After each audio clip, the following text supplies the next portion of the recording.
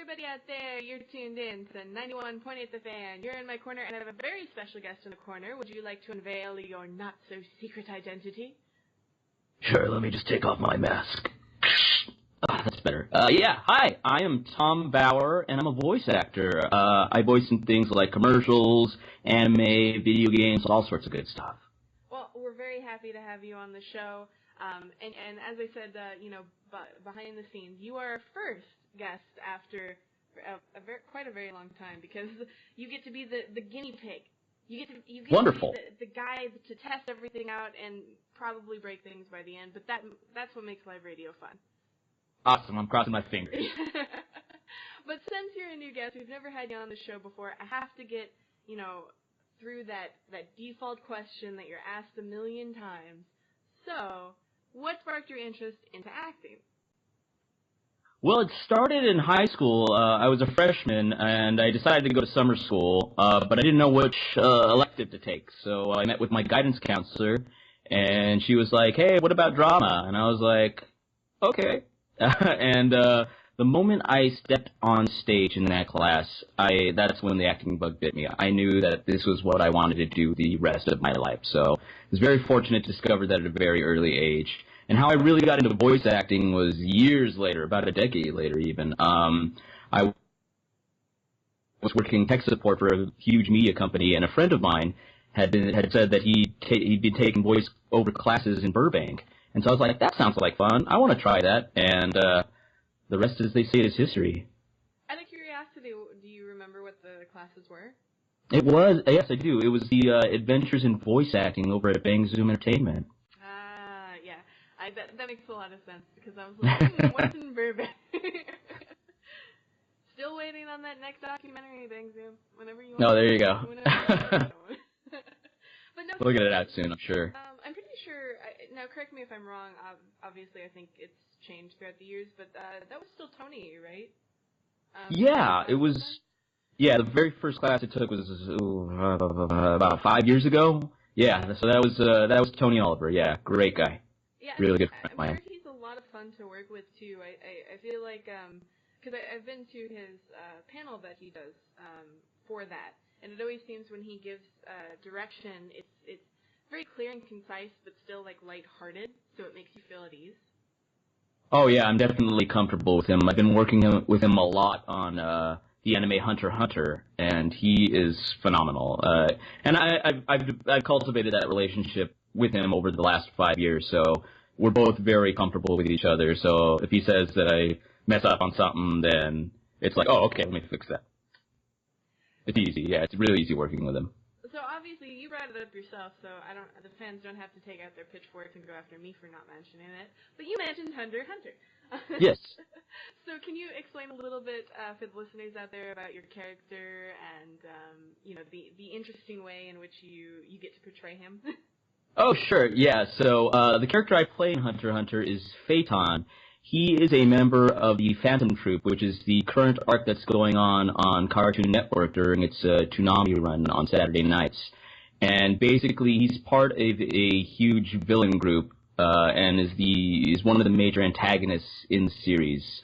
So my character is part of that, and he has a very unique speech pattern, so he kind of takes breaks in the middle of talking and is very just concise with his manner of speak. So it was very interesting trying to discover his voice at first, because when I first initially auditioned for Phaeton, he had a more kind of clear voice. So he was more kind of like this in the same tone, but I had more freedom to just talk at a normal pace. And it turns out that in the Japanese both manga and in the anime series, he has a broken speech pattern. He's not quite a Japanese native, so he kind of has this weird kind of broken Japanglish kind of accent. So the producers wanted me to kind of put that forward, and both Tony and I kind of worked on it, and we came up with this voice. And it seems to work. The fans have been really positive about it, so I'm really happy to hear that. Because I know that Phaeton is in particular, he's kind of a big guy in Hunter x Hunter, so I know a lot of fans really kind of hold him up on a pedestal. Well, I have to ask when you first entered the studio and you're recording for him, the beginning of the day, do you ever find yourself kind of falling out of that speech pattern somewhat? Because it's very, it's not natural to us, right? We don't No, really yeah. speak like that. Oh, it's very difficult. Yeah, it's not so hard because I've practiced, and I've gotten used to the character. I've recorded so many episodes with him, so I've definitely gotten used to it, but it was a learning curve at first, like the very first time I had to do it. Because what was funny was that originally I started recording the episodes based on my original audition, and then we had to go back and re-record over all my lines to have that speech pattern influence. So it did take a little while to kind of get used to, but again, to kind of speak to Tony's great direction, he's really good at finding those kind of really nice breaking points. Because it's really difficult, especially in anime. I'm really fortunate because Phaeton's face is always covered, so you don't always see his lips, so I can kind of get away with a lot with him. Yeah, that's very fair. I would think, though, it would be super jarring, especially if they replayed, like, your old version of the line, and then they're like, okay, but do it this way now, and so you have that old version kind of stuck in your head, so it's like, okay, where do I put in my breaks?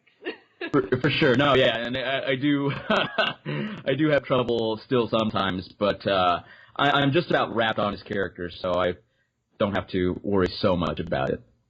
But the plus side is you've got, like, a new, card that you can put in your back pocket, and you can pull it out for an audition sometime in the future, maybe, who knows when, you know what I mean? Like...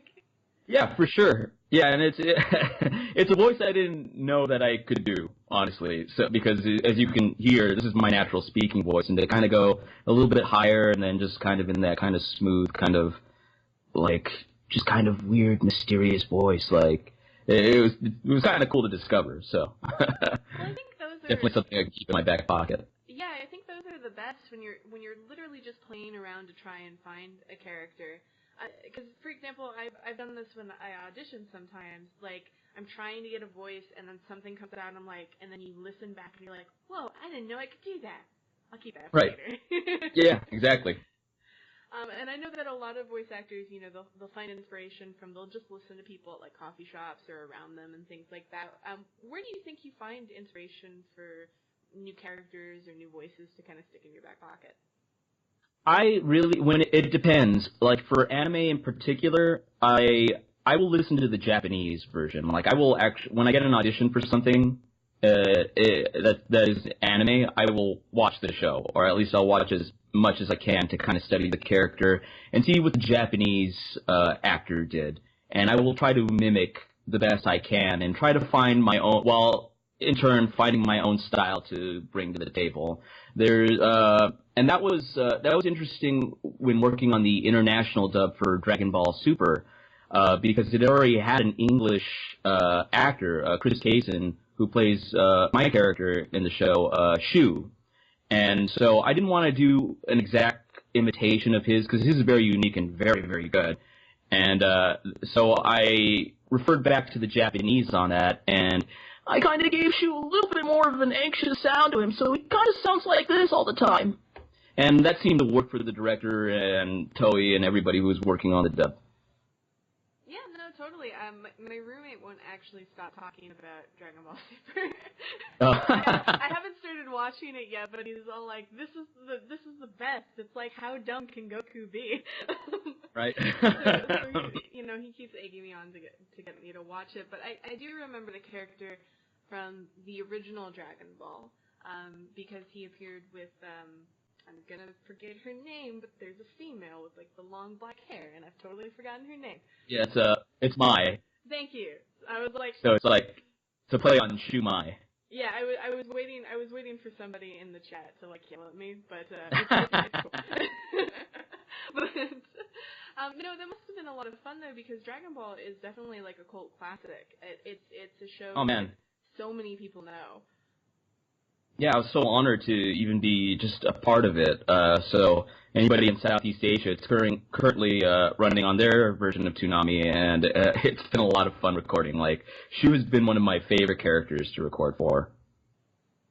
Now, I have a question. Were you, I don't know what your gateway drug anime was, but was Dragon Ball one of them? It was, yeah. It was. Anime was actually huge in high school. I kind of grew up with it. This was when Toonami was first getting its stride, so it had those shows like Dragon Ball and Sailor Moon and Cardcaptor. My gateway anime was actually Tenchi Muyo.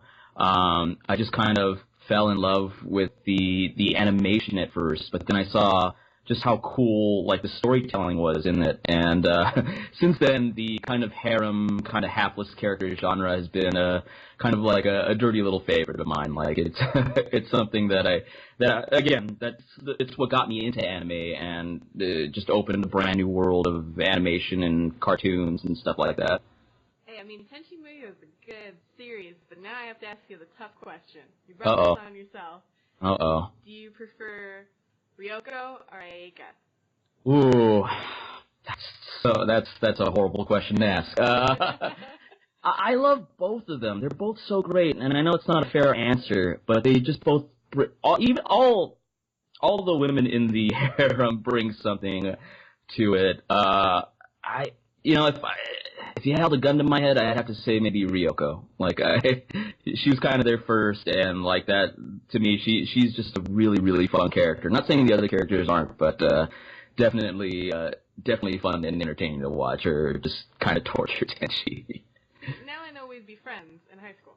There we go. I mean, that was how it was for me. It's funny because I talked to, it's weird, right? Because we keep getting older and the anime demographic keeps getting younger. And you talk to people now, and you're like, yeah, Toonami had a streaming service before everybody else. It was like Toonami Jetstream or whatever. It had Record of Lodoss War. Yeah, and what? Is that a Tales of thing? No, it's not. Yeah, and that's what got shows like Outlaw Star, Wolf's Rain, Mobile Suit Gundam, 8th MS Team, bunch of really really great shows. You're really good at making my segues for you because you mentioned Gundam. And yeah. You just happen to be in a Gundam show. I am so excited too. It's my biggest role to date. I play Hush Mitty in the upcoming second season of Mobile Suit Gundam Iron-Blooded Orphans, and my goodness, what a phenomenal show! Because Gundam used to be one of my favorite. I guess we got a little bit of lag on our side, but while we deal with that, we'll get back to Gundam in a moment. We're going to take a very short break, so make sure to keep tuned to 91.8 The Fan, where we play everything you want and nothing you don't. Hey everybody out there, you're tuned in to 91.8 The Fan. We are back with our special guest. And we were rudely interrupted by Skype when we were talking about Gundam. Yes, so, I'm still here. Yes, thank you for still being here. That's like step number one. But yeah, so you were telling us that it's your biggest role to date, and you were going into a little bit more detail. So if we could continue where we left off. Oh yeah. I was a fan of the first season of Iron-Blooded Orphans, and I remember getting the audition. They gave me two characters to try out for, and one was for Hush, and the other was for Eok, who is a very unlikable character of the series if you are a fan of the show. So I know in hindsight, I'm very, very, very, very happy that I got Hush. But it's a really just such a phenomenal show. I can't wait till it's released.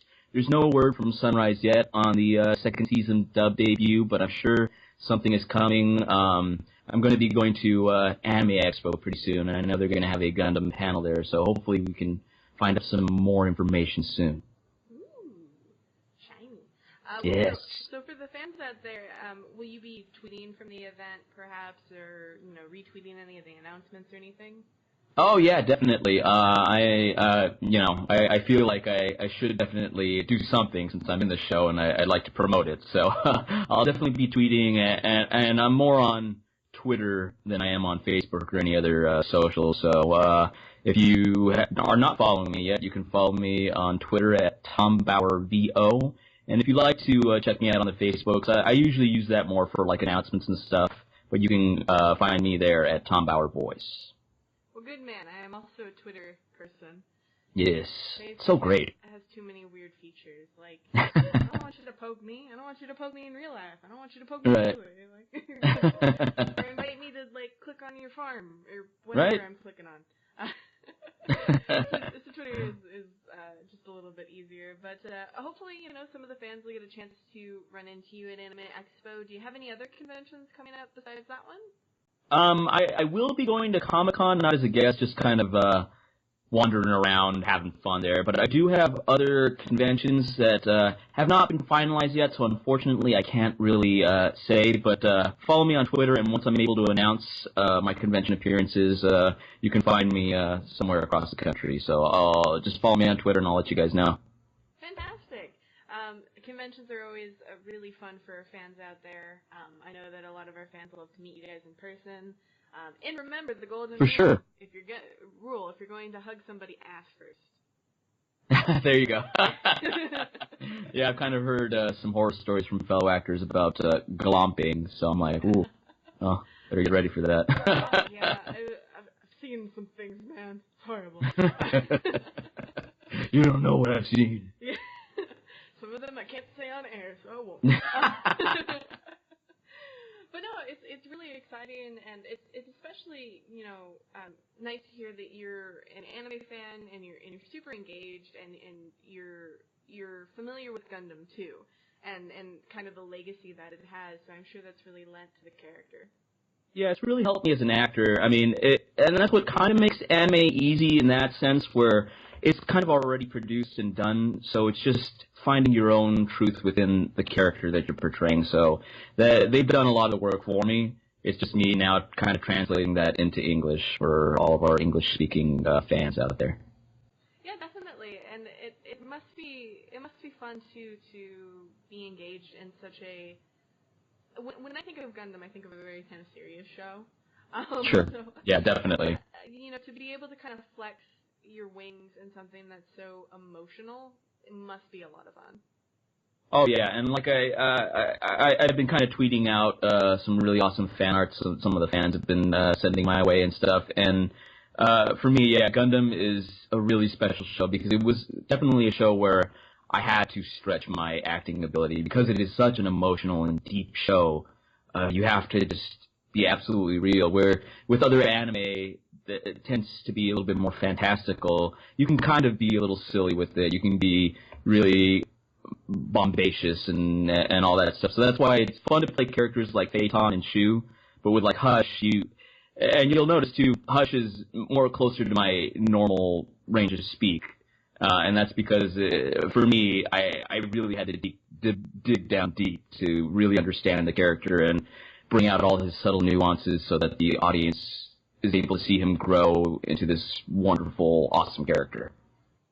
Fantastic. Well, for the fans out there, are there any projects coming up or that are coming out soon that you want to promote? Oh, coming out soon. Nothing that I can announce. I have other characters that are coming out in some other shows. Like they actually gave me another character in Hunter x Hunter that's coming up with in an upcoming season. I can't announce it yet, but look forward to that. And also in Dragon Ball Super in the international dub. So those of your listeners in Southeast Asia will be able to hear another character that I play coming up soon. Just recently in the video game world, Atelier Fierce, The Alchemist and the Mysterious Journey came out. I played Dion in that, so be sure to pick that up. I have a huge video game thing that I can't announce yet, but it is one of the biggest staples in video game fandom, and I'm so excited to be a part of it. I can't wait to announce it. Hopefully that'll come sometime around September, but definitely look forward to that, and just follow me on Twitter, and you'll be able to hear that announcement. I want you to get attacked by those NDA ninjas. So. No, for sure, yeah. So otherwise, I'd tell you it's this, it's so awesome, I can't wait. But also for any SoCal people out there, or OC people in California, I also do the voice of Crush the turtle from Finding Nemo in a show at the Disneyland Resort called Turtle Talk with Crush. So you can definitely find me working there. What it is a live improv show where guests can actually talk and interact and ask questions to Crush. Yeah, I remember that. The last time I went to, because that's in California Adventures and not.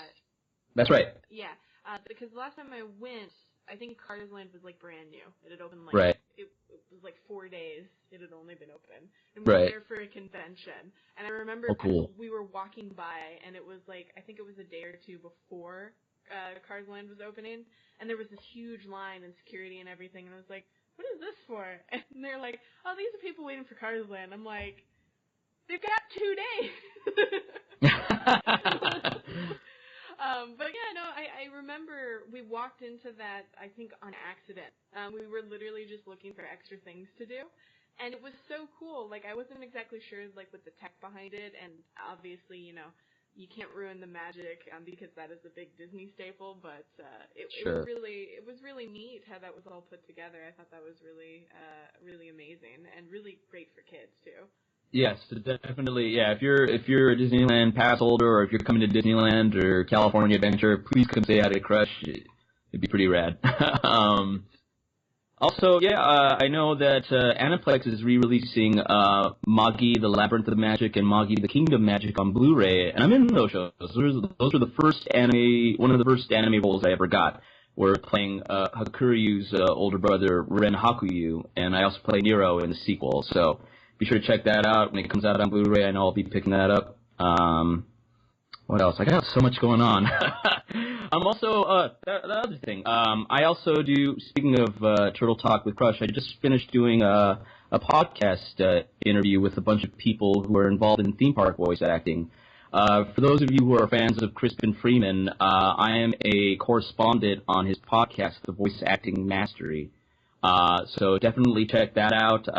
Basically, I hold interviews with other voice actors and people in the industry, and I just got finished doing an amazing report on theme park voice acting, so be sure to check that out. That's at voiceactingmastery.com or VAMfieldreport.com. Yeah, it's a great resource for, I know a lot of our fans have an interest in getting into voiceover themselves, so it's a great resource. And Crispin definitely talks about a lot of things that I feel like other teachers don't talk about. You know, like those sort of secrets, if you will. Yeah, he's definitely a great resource and a wonderful teacher. I owe a lot of my career to him. Yeah, no, his classes are fantastic, but we could praise Crispin Freeman all day. For sure. But since we're nearing the end of this interview, I was wondering if you'd be willing to participate in a 91.8 The Fan tradition. Ooh, what? Yeah, sure. What is it? We ask everyone whether they're a voice actor or not if they'd be willing to say a line for us. Okay, yeah, sure. Let's do it. Cool.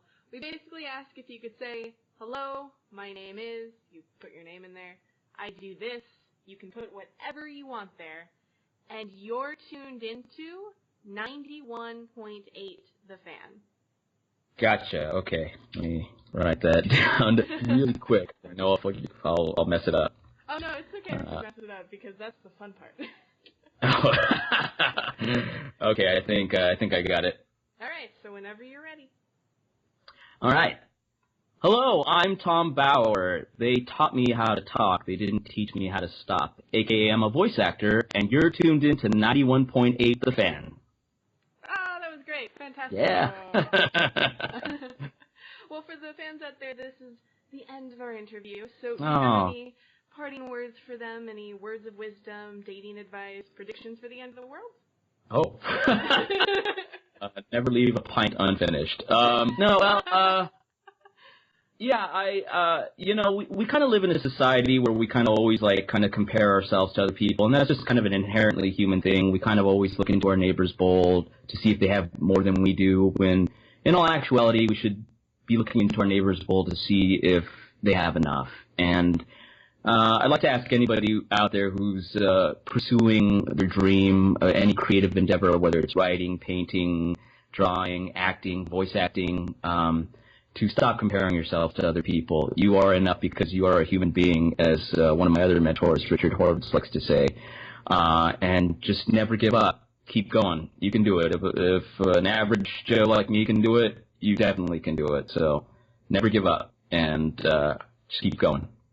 Never give up, never surrender. That's right. Yes. But no, that was very nice. I think a lot of the fans appreciate that, and thank you so much for joining us today. Thank you so much. Thank you for having me. And for any of the fans out there that missed any of this interview, don't sweat it. You can find it on the website within the next few days, so keep your eyes peeled to 918thefan.com and your ears tuned to 91.8 The Fan, where we play everything you want and nothing you don't.